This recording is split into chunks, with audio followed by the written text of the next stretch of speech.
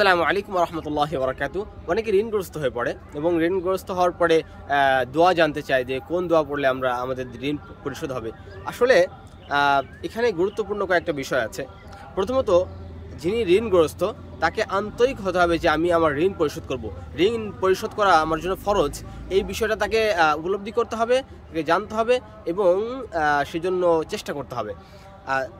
দ্বিতীয়ত, আরও কয়েকটা বিষয় আমরা ফলো করতে পারি।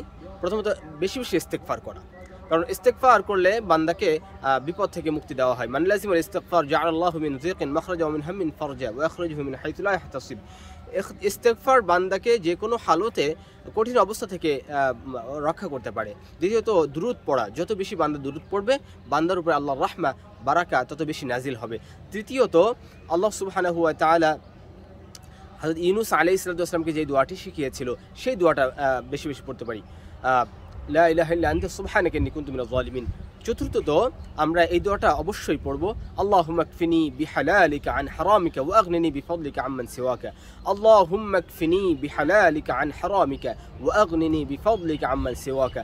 আমরা যদি এই কাজগুলি করতে পারি অবশ্যই আল্লাহ সুবহানাহু ওয়া তাআলা আপনাকে ঋণ মুক্ত হওয়ার জন্য সাহায্য করবেন। আপনি অবশ্যই ঋণ মুক্ত হতে পারবেন ইনশাআল্লাহ। আসসালামু আলাইকুম ওয়া রাহমাতুল্লাহি ওয়া বারাকাতুহু।